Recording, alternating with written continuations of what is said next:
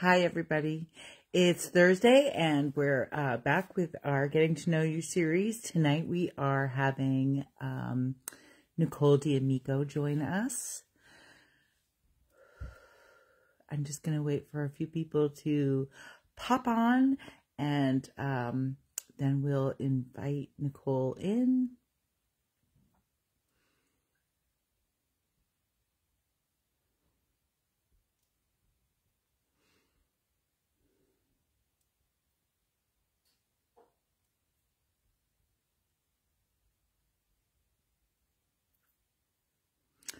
So, another Thursday night. Tonight, our guest is Nicole of August 1st. She is performing at the Women Folk Festival in September, on September 16th in Thornton, New Hampshire at the Sugar Shack Campground.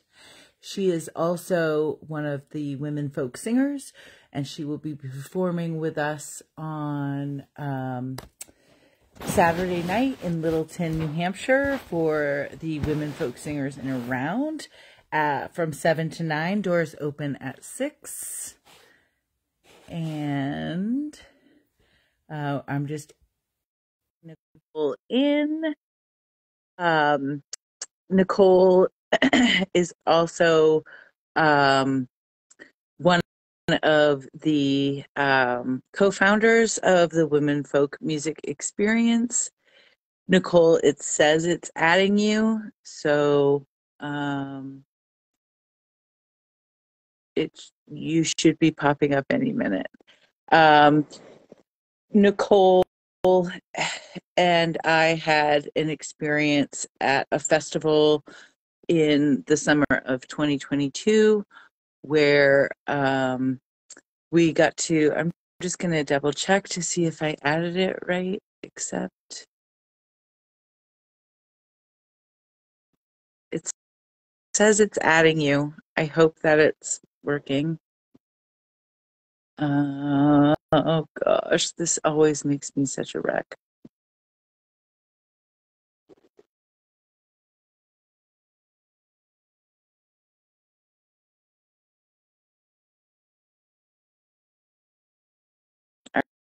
All right, there she is. Hallelujah. We got all right there.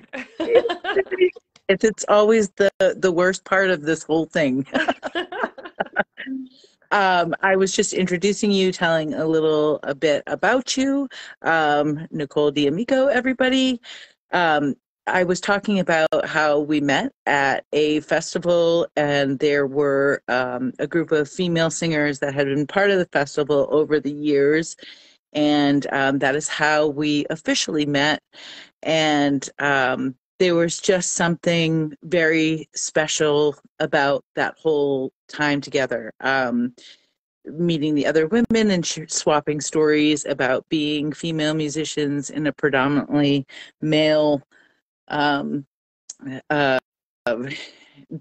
job, and how I just was immediately drawn to you like I immediately loved you and knew that there was something beyond that festival moment together, that we were going to do something together. I didn't know what yet, but I knew that you had the drive that I had, and so that is how it came about. So welcome. Thank you. And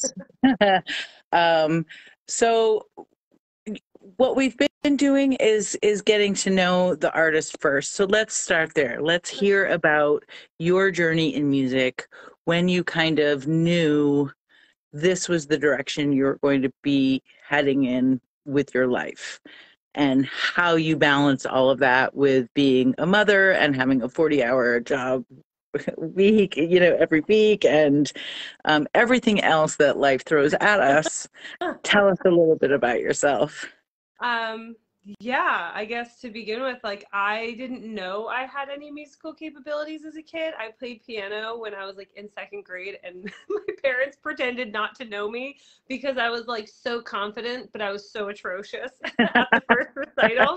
And they're like, maybe that's not your thing. And I actually grew up playing sports mostly. So it's like so funny that later in life, when I was in my 20s, I was, singing with a bunch of other people at a jam circle around a fire, and someone was like, you could sing like in front of other people. I'm like, yeah, that's what we're doing. And he's like, no, professionally. And they encouraged me to play guitar, and I learned, and kind of quickly after that I was like, I'll play my first open mic, and people seem to like it. And like at that point I'm like 23, and it just kind of became what I was doing, living in Boston at that time, and all my friends were also musicians, and it just kind of was what was. And I didn't ever see it as a career. It was just something I liked to do, and people were paying me, and I was going to take that, although not nearly enough now that I'm aware of, you know, the time, energy, and everything that, you know, you put into your craft. But back then it seemed like this is a great deal.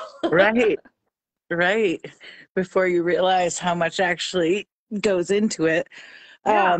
So when did August 1st come about, August your 1st, current band? I was in another band called Route 9, and the band kind of just naturally, everyone went in their own directions. And, you know, some of those guys, one of those guys is now in Barely Dead, who played with Lizanne Bigger as well, because it's a small community out here in Mass.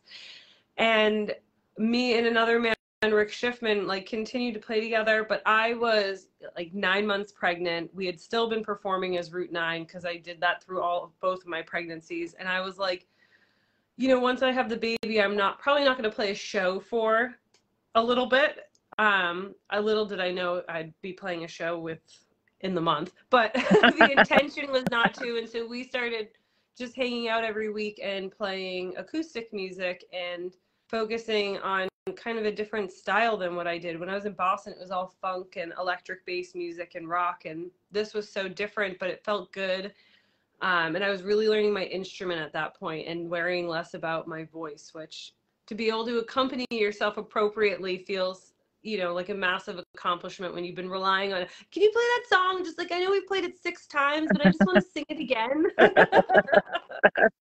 I totally understand that. Yeah. Oh So gosh. then August 1st kind of came out of that. My second child was born, and we immediately just kind of threw ourselves out there into the world, and we were received in a way that we did not expect, and everything just kind of took off, and it was awesome. And they're still, you know, they're here every week still, and it's awesome to have that kind of community with friends and musicians where we've watched each other's kids grow, and we've, you know, been in each other's lives for some big moments and some not so great moments and some awesome ones, and to still support each other through music every week, every Wednesday.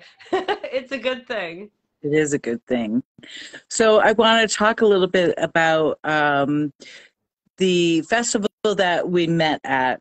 Now, we had done a show that Cole Robbie had hosted during COVID, and that's when I actually first saw you actually perform. I probably saw you at the festivals and just didn't realize I would who I was say seeing. the same. Yeah, You know, exactly. and so I I feel like you told me that that was your idea, that you would like to gather the women of this festival together and create the women of, it was Jerry Jam, so the women of Jerry Jam. Is that right? It Yeah. was. I just like was like, I would love to do my own set after being asked to sit in with so many bands, and some of the bands being like, yeah, come sing with us, and other bands being like, we do not want you on stage. And it sometimes creates a lot of tension between musicians, and nobody wants to be on a stage that they're not feeling fully accepted onto. I was like, I don't want to have to play that dance. You know, if a musician wants me on their stage, they would, you know, I'm not hard to find. You know, anyone can message me through Facebook. Not going to respond to everybody, but by and large, as long as you're not like a crazy, creepy person, I'll probably respond to you. Um,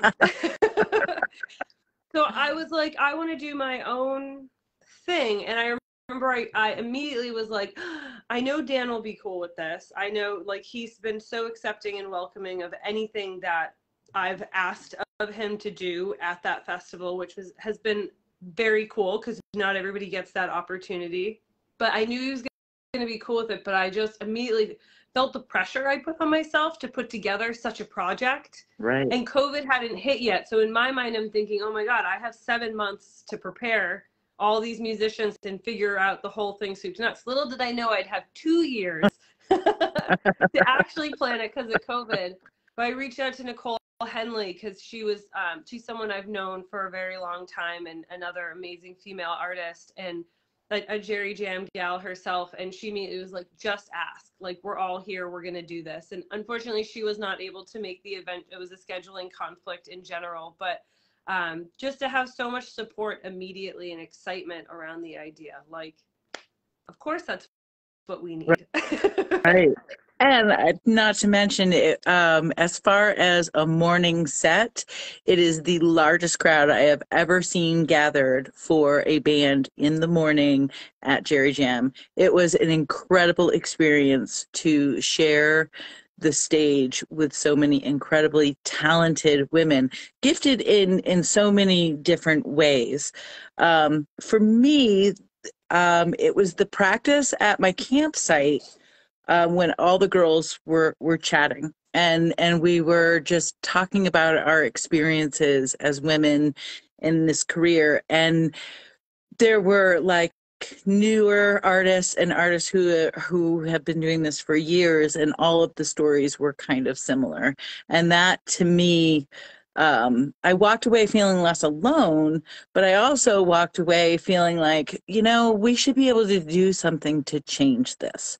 And that's when the seed was really planted. Now, I didn't know what that looked like at that point, but as I started reaching out to you after that festival, we were just talking about having a band like that, a gathering of women from time to time, and figuring out logistics, because we do live 3 hours away from each other. And how can we, because we're rehearsers, both Right. of us like to rehearse and practice, and not all people do like to do that. So we were just, tossing around all these ideas just in text. And then I had an incredible experience leading a retreat with my girlfriend Stacy, who is the creative arts director for Women Folk. And I said, geez, I think I want to do an all-female festival and show women how they should and can be treated. And I have $0, so I can't do that. And she looked at me and said, why can't you do that? Why not you? And I almost immediately, as soon as I got home anyway, called you and said, okay, look, at Stacy drew up this logo. Like, what do you think? Are you in? I mean, it wasn't, the reaction from you was so immediate. Now, at this point, everybody, we had $0. It was just a vision of getting artists together, female artists in particular, to create a space for them that was safe, where they wouldn't have to be sexually harassed in any way, shape, or form, where they were nurtured backstage, where they were fed good food, where there was childcare for their children if they were a mom or a single mom. All of the things that I would want if I could have, the rider from, heaven. Those are all the things I would write, right? And so, so the women gathered. I mean, I reached out to some really good people. Becky DeChristopher, who has been with Jerry Jam for years, jumped on the opportunity. Stacy was all in the minute she drew the logo. You were in before I even said anything. Jen Bartlett, who helped us with early on and with the website.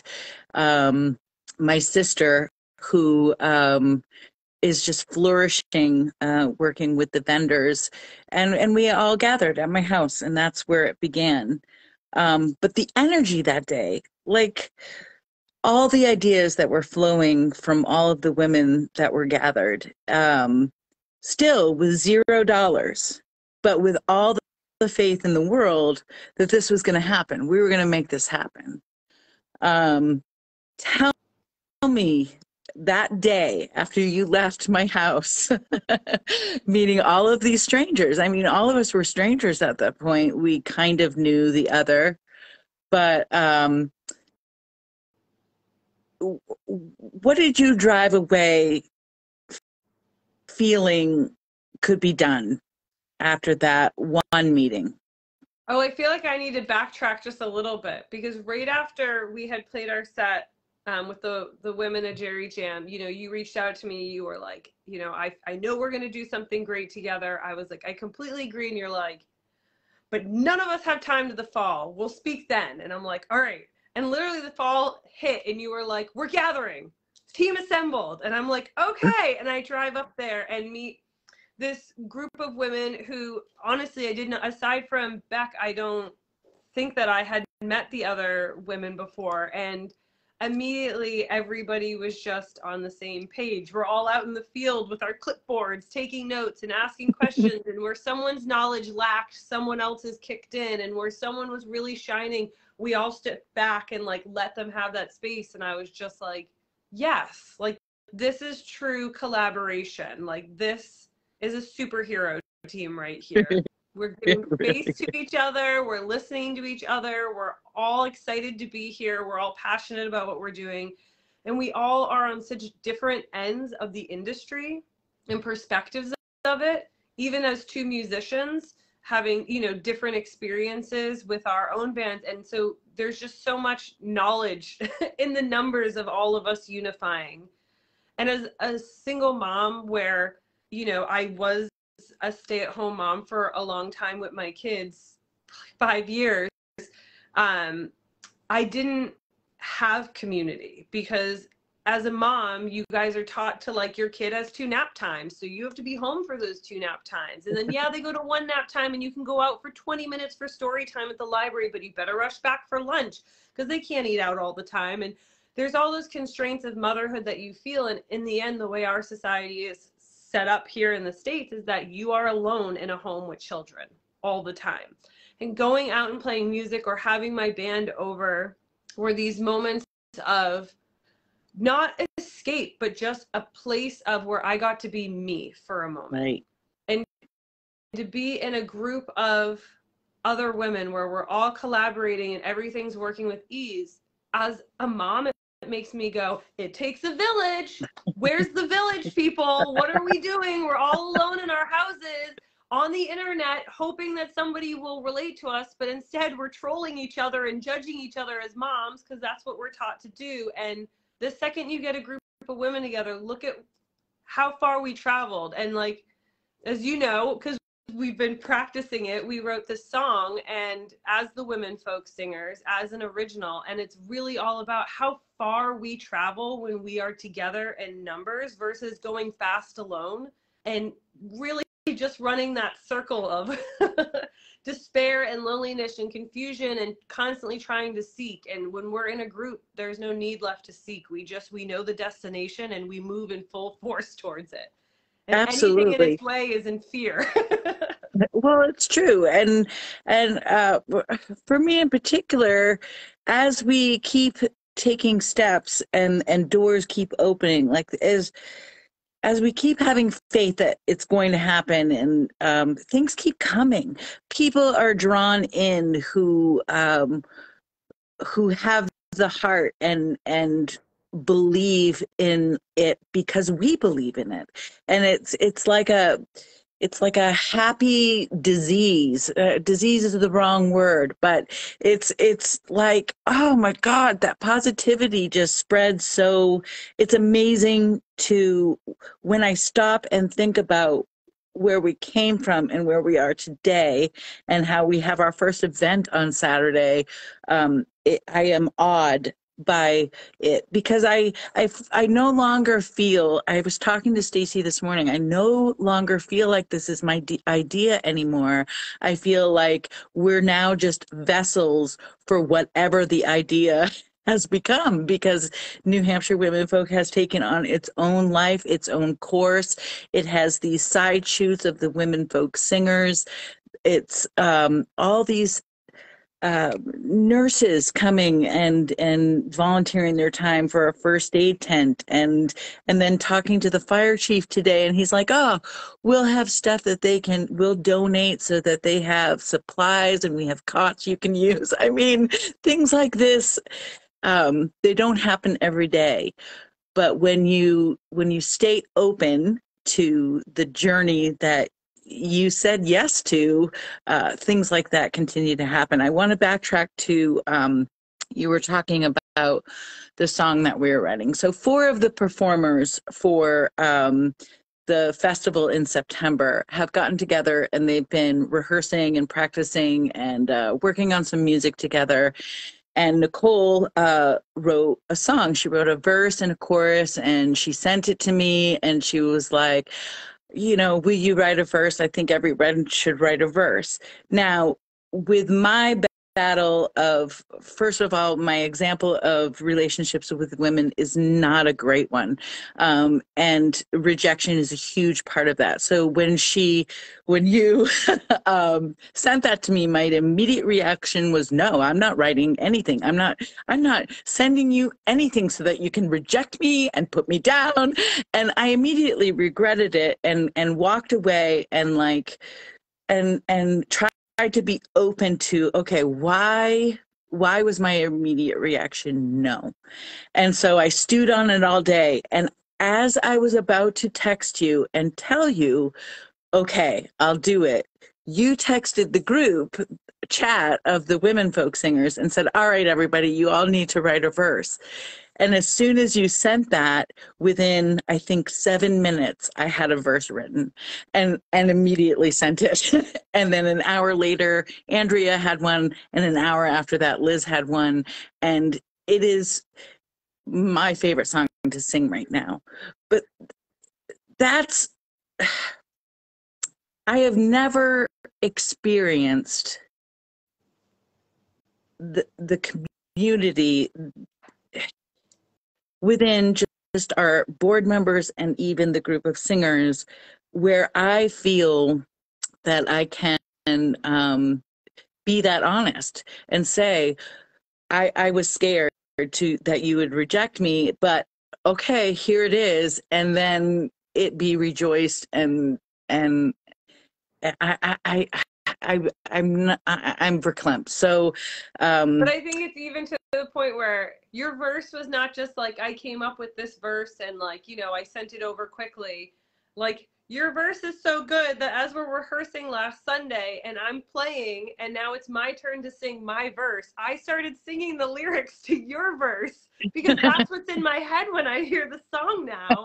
It's not even my own verse. So I'm just like, and I'm like, oh, that's not my verse. Sorry, guys. And I just kept playing. And luckily, we're all professional and we roll with it. But I'm just like, oh, dear Lord, you write a song and you remember everybody else's verses but your own because they were so impactful. Right. And so personal. But that, oh, being a musician, I have learned that at first it's my song. And even though I have never felt like I've written the song, I always feel like I'm a vessel because the song needed to be out. But until other people hear it and experience it, what's personal to them, and they make it their song, you forget how impactful that is. I love singing every single verse of that song too. Now, Stacy has written a comment that I noticed, and it says, a lack of ego so we can all rise. So that's exactly the experience that this has been from day one. When we met in the field, there was not one ego there, but everyone was so excited to share. And it wasn't, there was no cattiness. There was no like, shut up, or why are you going on and on? There was excitement, to collaborate. And that's how it's been with the singing group. Andrea and I were talking the other day. Neither of us have ever played with other women. We've always had bands full of men. And so this is both of our first experience playing with women, and we're just like, it's so freaking good. Why haven't we done this? For me, I don't think I was ready. I don't think I was ready to accept that there was a that it can happen, that it can be, this good, that it, it's for someone like me who has that path of bad example. It's a strange thing to realize um, that this is exactly what women folk is trying to do, and here it is working in my own life. I have healed so much through this process of creating this thing, and it's it's wonderful to step back and be like, oh no, that's, you do it, you do that, that's your idea, you go for it, follow it through. It's like my control freakness has simmered down because everyone is so gifted in such a different, it's amazing. I'm going to go It's on so and good on. to make So space about that. I mean, I do feel like beyond your own personal experiences that have, put up that wall or that kind of block to get you through to work with women, I think it's something in the industry that is very much promoted. Producers are men. You're going to be locked in the studio with a man working one-on-one on your songs, and they're going to make your songs better. Like, and then they're going to be a man. mansplain it to Right, now I'm you.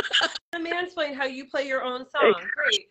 And then, when you're at a club, it's usually bookers, promoters, venue owners, like the sound guys, tends again to be male dominated in the industry. So now you have a guy going, I'm going to put this mic on you. Nobody's ever thought of this with a noise gate, and you're going to sound out of this world. And you're like, yeah, I'm the one that brought this equipment for you to plug in because you don't have it. I've played here before and you make me sound like garbage. Like, it's always those things that are ingrained in the industry. And so what happens, I feel like, is most girls are in a band with all men, or maybe there's one other. I've been in projects with one other woman where, like, one is backing the other kind of thing, but not instrumentally. It's always Right. vocally.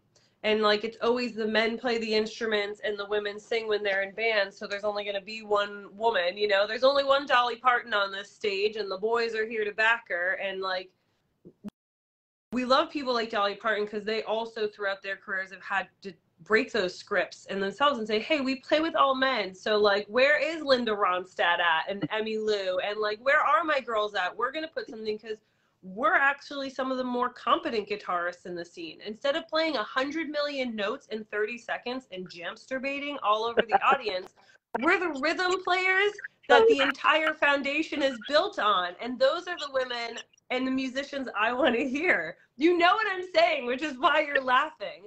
I'm not impressed, and this is like, there's nothing personal. I love Billy Strings and Molly Tuttle as musicians, but I am not impressed when Billy Strings plays a million notes in a second. I'm impressed when Molly tastefully uses her guitar to create a base and a foundation for all the other musicians she plays with to flourish on. And That's not right. that Billy's not capable of the other, or nor Molly, but those tend to be the wheelhouses where like men are like, we want to watch Billy play every note. And I want to watch Molly create a stability for her audience and her musicians, because that feels good to me instead of being Well, wired up. on that vein, I do want to say that the band that I am playing with right now, um, the guitarist in particular is who always comes to mind. Dane Anderson, he is a guitar player who joins your journey. And it doesn't matter that I'm a woman, and it doesn't matter if I were a man. Whoever is singing, whoever he is playing with, he plays with. And I feel uh, very blessed that he has come into my path and showed me that you can be a million note jamstabator and still take a back seat, but not really, because you're coming up alongside. And I always say he joins the journey. It's like I say, come on, join the journey. And he opens his arms wide up and he just hops on and joins the train. There are notes he plays where I feel like he just sung harmony, but that's him playing guitar because he's joining my journey. And that feeling is the feeling that I get every time the women folk singers get together. It is so effortless. First of all, we all practice. We all care to sound good. So when we get together, everyone's prepared and it's so wonderful.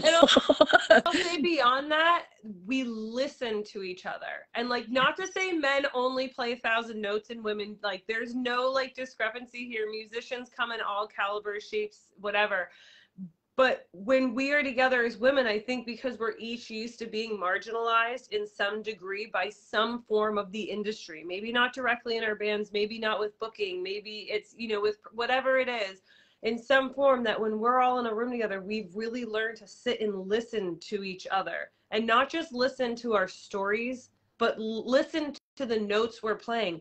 I don't need to play 10 notes here because what she's singing fills the space, so I can just be in the background and I feel okay about that. I don't need to be heard in this moment. Well, even Andrea picked up the guitar to play a second guitar part, and as we played, she just set it down because she realized, oh, it's just not needed. You know, hey, it was worth a shot, but no one had to tell her. No one had to be like, look, you know, who do you think you are? It was so it was a organic. guitar band, okay? Right. It was lovely. It was like, it was such a treat to, even that small experience was just very different for me. So with all that being said, we have managed from $0 to, our first donation was incredible. And I couldn't wait to share it with our little board of directors, which is 5 of us. And I sent a picture of the check and said, "Oh, we got our first donation," and everybody was like, "What?" But with that first donation, which was anonymous, I wish I could share it with you. We were able to get the sound company, insurance. Oh my God. Things you don't think about that create an event. Right. And it was a very large donation and it's already gone. And but without that, and let me tell you, that donation came because I was so excited, and I was talking about it to some people, and I was telling them about the vision and how the women came together and look at and we're going to make it happen.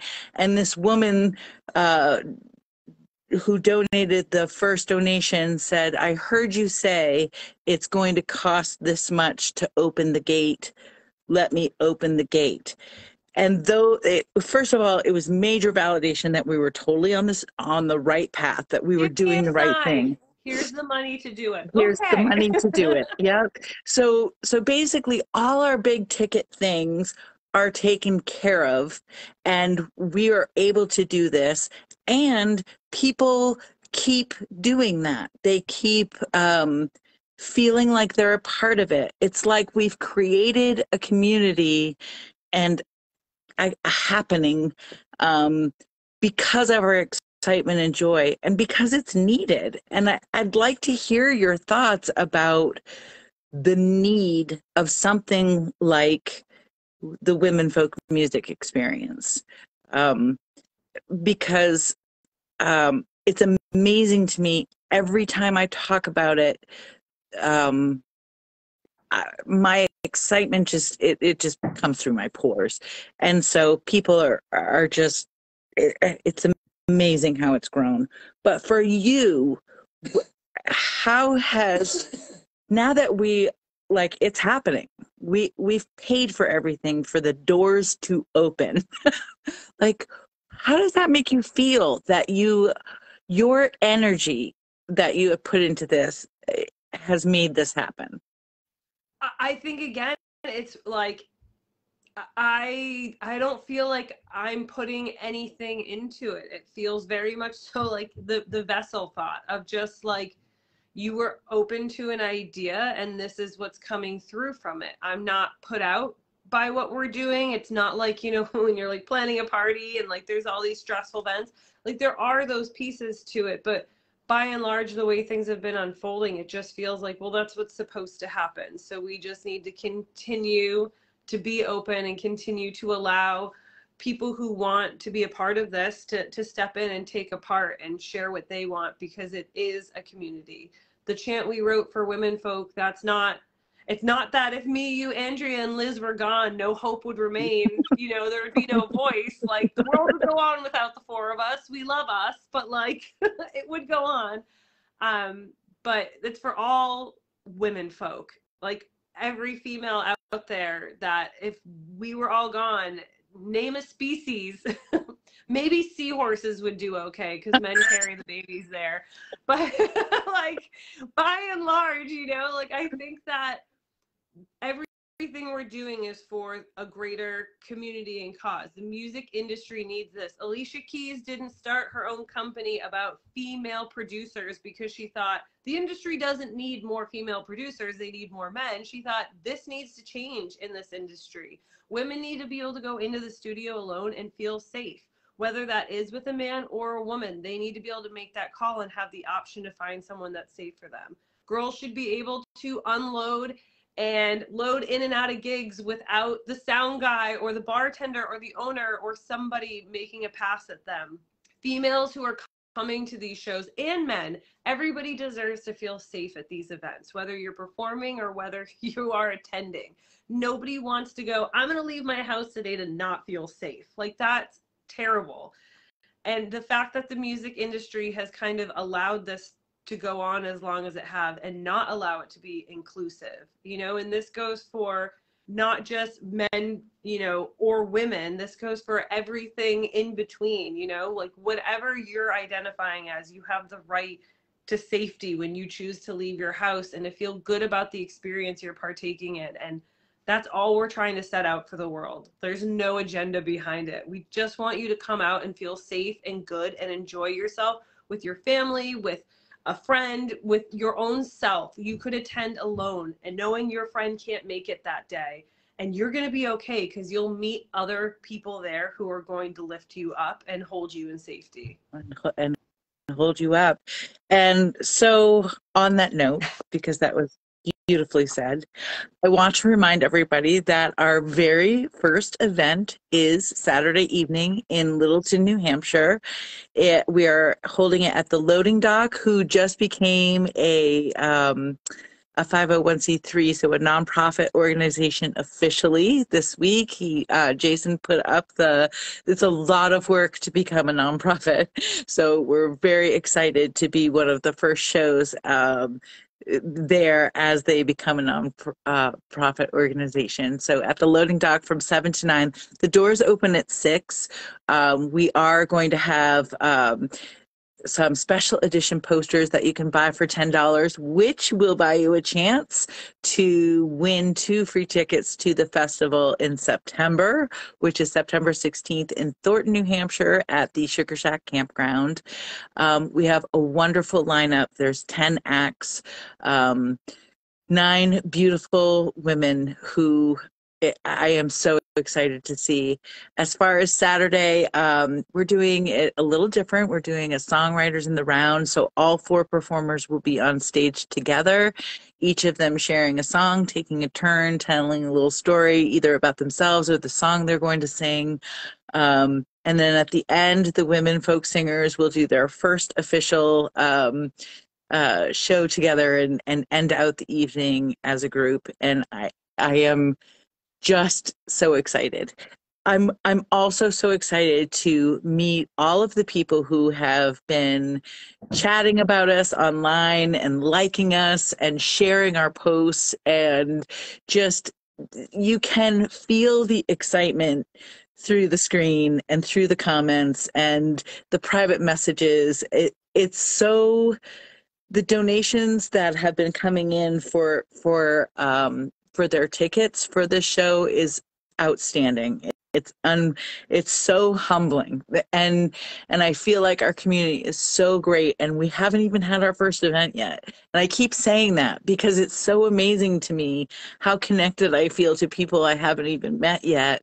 And we haven't even had a chance to have an event yet. So please come out Saturday. It is family friendly. I have a whole bunch of arts and crafts supplies. If you have young children, there will be other young children there.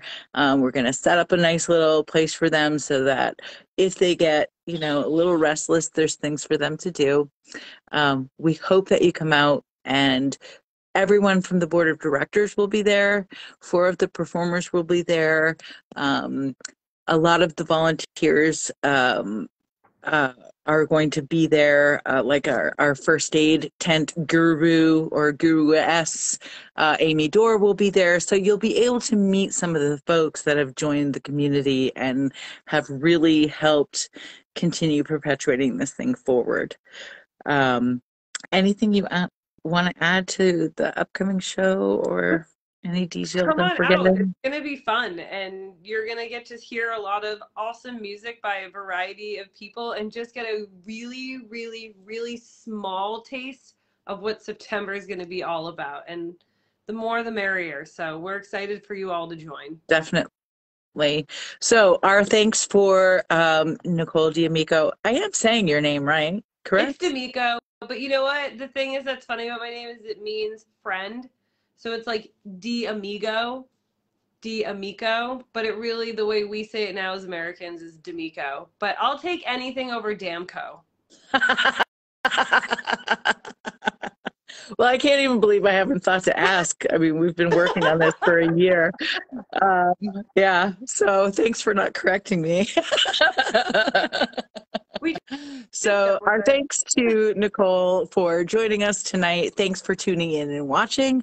I will be putting this video up on our YouTube channel, where you can also check out some of the performances from some of the ladies who will be at our festival, and a song from the Women Folk Singers.